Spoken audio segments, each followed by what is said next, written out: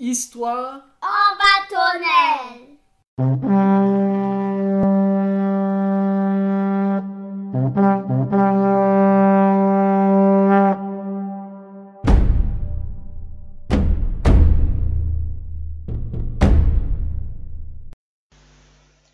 Messieurs, dames, la société, bonsoir.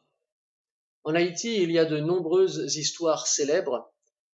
On trouve bien sûr les histoires de Bouki et Malice, mais il en existe une à laquelle ces deux compères ne prennent aucune part et que tous les Haïtiens, ou presque, ont dû entendre une fois dans leur existence.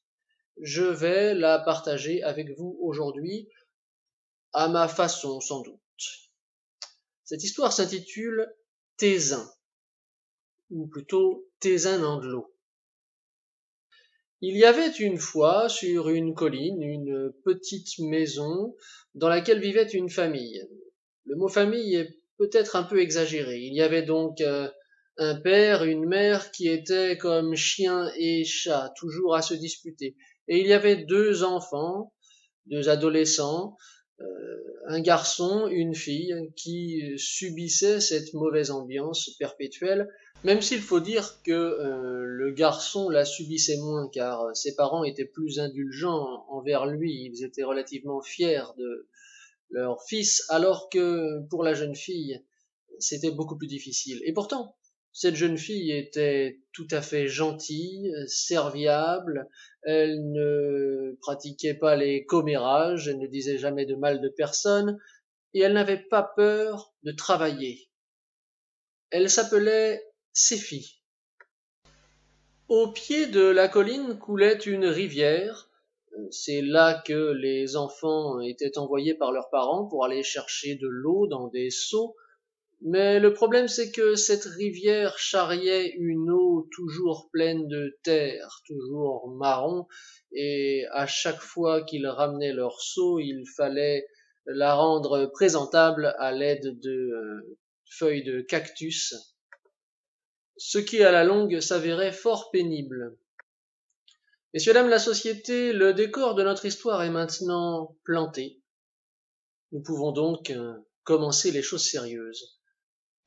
Un jour, c'était le tour de Séphie d'aller à la rivière. Elle prit le petit chemin qui y menait, et lorsqu'elle arriva, elle posa ses seaux, elle retira ses sandales, et elle entra un petit peu dans l'eau avec un seau pour commencer à le remplir. Mais il se produisit quelque chose.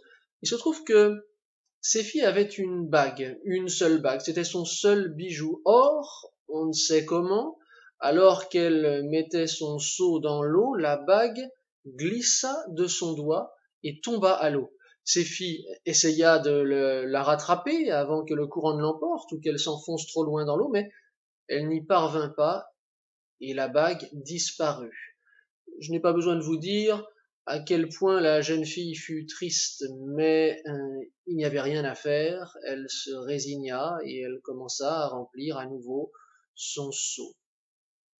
Seulement, au même moment, se produisit quelque chose d'extraordinaire. Un poisson sortit de l'eau avec, dans la bouche, la bague de Séphie. Vous imaginez sa surprise, mais cela ne l'empêcha pas de réagir vite. Elle tendit la main, prit la bague et aussitôt la remit à son doigt. Et comme elle était non pas bien élevée, mais qu'elle s'était éduquée d'une certaine manière elle-même et comme il faut, eh bien, elle remercia le poisson. Et là, une seconde surprise l'attendait, car le poisson répondit. Oui, messieurs, dames, la société, ce poisson parlait. Et il parlait même beaucoup, il commença une conversation. Et malgré cette surprise, eh bien, Séphie se laissa aller à parler avec lui. C'était assez agréable de trouver quelqu'un avec qui elle pouvait parler tranquillement, de tout et de rien, sans bruit, sans conte, sans dispute, si bien qu'ils firent véritablement connaissance et qu'ils devinrent, en quelque sorte, amis. Messieurs, dames, la société, vous êtes tous gens perspicaces et vous aurez bien sûr deviné que le poisson en question s'appelle Tézin. Et je ne dois pas manquer de vous dire non plus que la confiance de ces filles avait été rapidement gagnée également par l'apparence du poisson en question, car c'était l'être le plus beau qu'elle avait vu de sa vie. Les écailles de Tésin étaient comme des pierres précieuses, des diamants, des saphirs, des rubis, des émeraudes qui brillaient sous le soleil de mille feux, au point sans doute que vous me direz qu'un tel poisson ne peut exister et n'a jamais pu exister. Mais il existe sous le soleil des choses autrement étonnantes et qu'aucun savantosophe toutologue ne sait expliquer. Tésin faisait partie de ces choses, de ces êtres, dont l'existence, effectivement, n'était expliquée par personne. Mais revenons à nos moutons. Certains qui aiment aller un peu plus vite que la machine diront peut-être à nos pigeons. Ces filles voyaient que le temps passait et si elles ne se dépêchaient pas de rentrer, elles entendraient certainement sonner les cloches en arrivant chez elles. Alors, elles durent prendre congé de Tésin, lui dire au revoir. Mais avant de la laisser partir, Tésin lui dit quelque chose, il lui livra un secret. Voilà, dit-il. Quand tu reviendras chercher de l'eau, ici, tu n'auras qu'à chanter le chant que je vais t'apprendre, et j'apparaîtrai aussitôt. Et Tésin lui montra un chant, très court, très facile à retenir, et il fit une dernière chose avant de la laisser partir. Un nouveau miracle, dirait-on. Là où ses fils se trouvaient, l'eau de la rivière, qui habituellement était marron, terreuse, boueuse, chargée, devint claire comme du cristal. Ses filles se précipita, avec ses seaux, elle les remplit, et ensuite elle dit vraiment au revoir à Tésin, et partit sur le chemin. Lorsqu'elle arriva chez elle, ses parents et son frère ne furent pas peu étonnés de voir la qualité de l'eau qu'elle ramenait, mais ils supposaient que c'était dû à un changement de l'eau de la rivière et ils s'en réjouissaient, espérant qu'à l'avenir, ils pourraient donc trouver régulièrement de cette eau-là. Le lendemain, ce fut donc au frère d'aller chercher de l'eau à la rivière. Malheureusement, il ramena de l'eau marron comme il avait l'habitude de le faire et comme on avait l'habitude d'en voir. Et cette histoire se répéta. À chaque fois que ses filles allaient chercher de l'eau, elle ramenait une eau parfaitement claire, et à chaque fois que c'était son frère, c'était de l'eau sale. Alors, on le comprend, le frère commença à devenir jaloux, et puis ses parents lui faisaient quelques reproches. Comment se fait-il que ta sœur arrive toujours à trouver de la belle eau et que toi tu ne sois pas capable de nous en ramener d'une telle qualité et qu'elle soit toujours aussi sale? Vous devinez donc facilement ce que fit le frère de ses filles. Un jour, il décida de la suivre. Ses filles prit donc ses seaux, elle descendit par le chemin, et son frère lui emboîta le pas, mais à distance raisonnable, afin de ne pas être aperçu, et ses filles ne se doutaient de rien. Arrivé en bas, le frère se cacha derrière un arbre et observa la scène. La scène était maintenant une sorte d'habitude, de coutume pour ces filles. Elles retiraient ses sandales, elles entraient dans l'eau et elles se mettaient à chanter. T'es un bon ami moins un, t'es un bon ami moins un, t'es un an de l'eau, bon ami moins un. T'es un an de l'eau, bon ami moins un. Et cette fois, comme toutes les autres fois, Tésin fit son apparition quelques secondes après la fin du chant. Et là commença la conversation habituelle. Mais en plus, Séphie décida ce jour-là de retirer sa robe et d'aller se baigner dans l'eau pour pouvoir être avec son ami, se baigner avec son ami. Et là où elle posait le pied dans l'eau de la rivière, l'eau devenait claire comme de l'eau de roche. Le frère d'où il était pouvait le voir, il ne manquait pas une miette du spectacle. Et là où Séphie se baignait dans l'eau, là où elle s'asseyait dans la rivière, l'eau était douce, l'eau était sur elle comme une caresse. Il y avait un vent léger, une ombre légère. C'était le paradis pour Séphie. Elle se sentait loin des tracas de la maison. Elle se sentait dans un nouveau pays où il n'y avait pas de regards malveillants ni de paroles fielleuses. Tésin et elle jouaient, ils riaient, ils s'éclaboussaient, ils se regardaient dans les yeux et se réchauffaient le cœur. Le frère de Séphie était abasourdi par le spectacle qu'il contemplait, mais il profita de la joie de Séphie et de son compagnon pour s'éclipser. Il reprit le chemin, il monta rapidement la colline et il alla tout raconter à ses parents.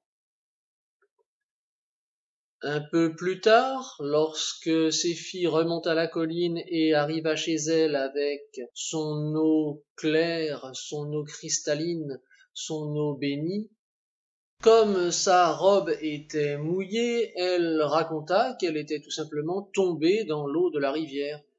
Ses parents la regardèrent d'un air mauvais, mais ils ne dirent rien. Et comme Séphie était habituée à ce genre d'attitude, elle n'eut pas le moindre soupçon. Mais si ses parents avaient été un livre ouvert devant elle, elle aurait pu y lire la phrase suivante: « Tu vas voir. » Messieurs, dames, la société, notre histoire est en train de prendre un virage dangereux et il est à craindre effectivement que ces filles ne voient. Mais nous n'avons d'autre choix quant à nous que de bien attacher nos ceintures et de bien nous accrocher. Alors voilà ce qui se passa. Le lendemain, les parents de ces filles l'envoyèrent au marché. Et dès qu'elle fut partie, le père demanda à son fils de les conduire tous à l'endroit de la rivière où s'était produit cette scène scandaleuse. Il prit avec lui un sac et un gros bâton, bien lourd. Le père, la mère, le fils descendirent alors la colline jusqu'à l'endroit de la rivière où ces filles rencontraient Tésin et où elles trouvaient sa belle eau. Le père, sur le chemin, s'était bien assuré auprès du fils que celui-ci était sûr des paroles de la chanson. Le fils n'avait aucun doute. Alors, le père prit dans son sac du miel qu'il avait apporté et qu'il donna à son fils. Il lui demanda d'en prendre quelques gorgées afin d'adoucir sa voix, mais le frère de ses filles n'était pas encore entré dans l'âge où la voix devient éraillée puis mâle.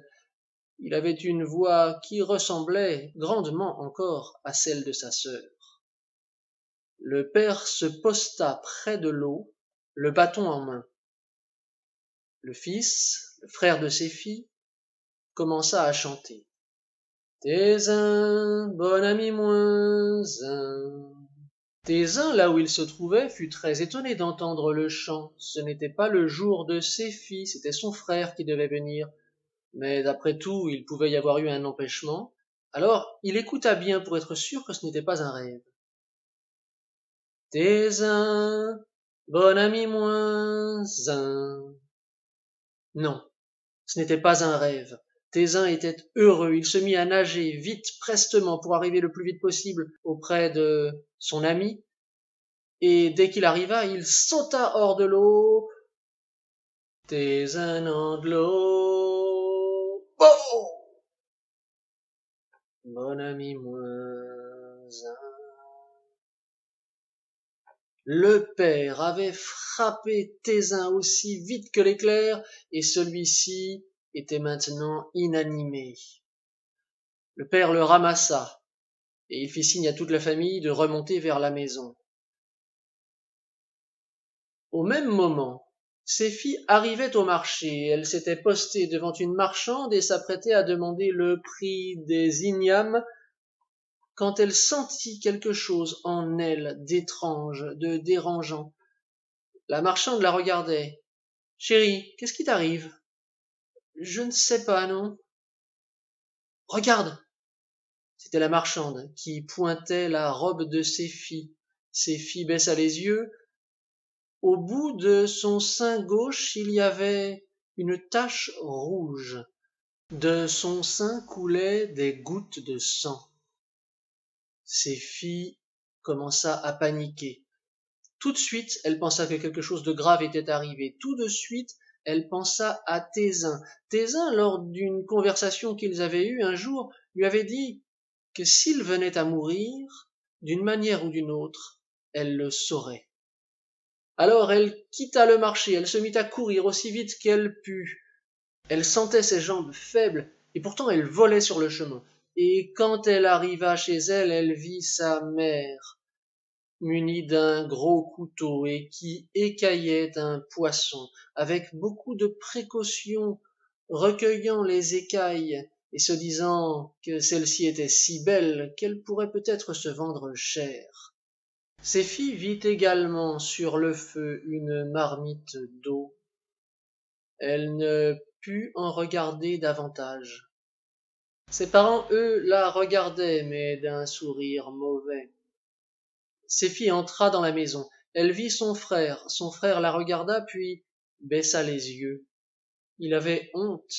Il comprenait maintenant que ça n'aurait pas dû se passer comme ça. S'il avait pu revenir en arrière, s'il avait pu remonter les aiguilles de l'horloge du temps, mais Séphie retira sa robe. Elle essuya les gouttes de sang sur son sein, puis elle choisit sa plus belle robe. Elle l'enfila, elle sortit, elle alla derrière la maison, dans un endroit ombragé par un monts-bain, et elle ferma les yeux, elle commença à chanter. T'es un bon ami moins un. Ses parents l'entendirent. Oh, tu peux chanter maintenant. T'es un bon ami moins un. Son frère l'entendit. C'était un enterrement qu'elle chantait. Il eut peur pour sa sœur. Il sortit, il voulut aller voir, et ce qu'il vit le terrifia. Il hurla. Séphie était en train de s'enfoncer dans la terre. T'es un anglot, bon ami moins un. Les parents, quand ils entendirent ce cri, surent qu'il se passait quelque chose de grave. Ils accoururent. Seule la tête de Séphie dépassait encore de la terre, et une main que son frère tenait et qu'il essayait de tirer, mais c'était trop pour lui, et il dut finalement lâcher. T'es un anglot.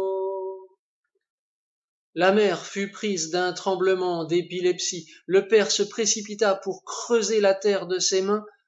Le frère avait en main la seule chose qui dépassait encore, une tresse. La tresse lui resta dans les mains.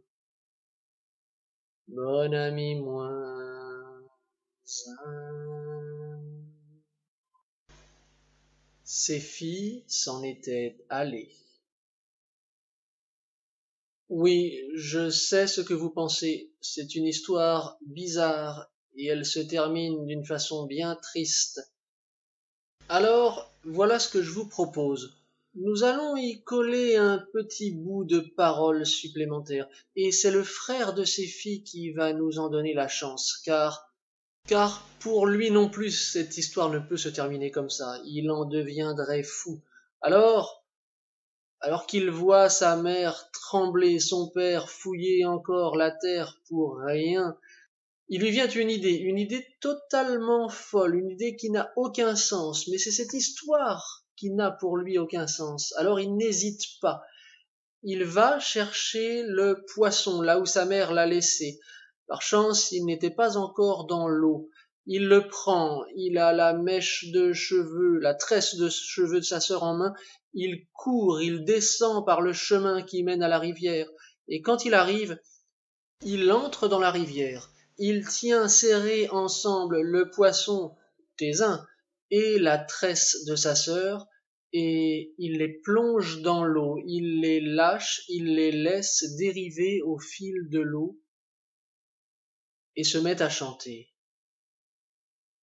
Tésin, bon ami moins un, Tésin, bon ami moins un, Tésin anglo, bon ami moins un, Tésin anglo, bon ami moins un.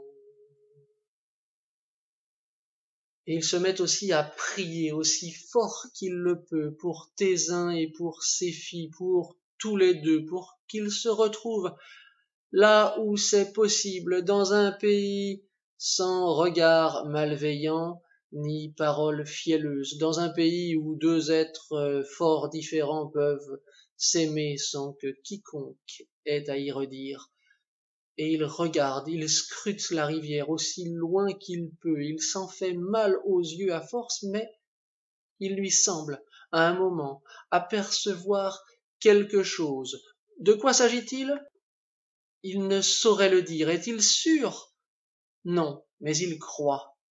C'est bien au-delà de ces mots, c'est comme une page blanche qui se serait ouverte en souriant l'espace d'un ciment. Et cela lui donne un petit bout d'espoir qu'il va tenir pour pouvoir continuer à vivre, tout simplement. Et ce que je nous propose, eh bien, c'est de prendre également pour nous ce petit bout d'espoir, de le tenir fermement entre nos mains, ce qui nous permettra de regarder devant.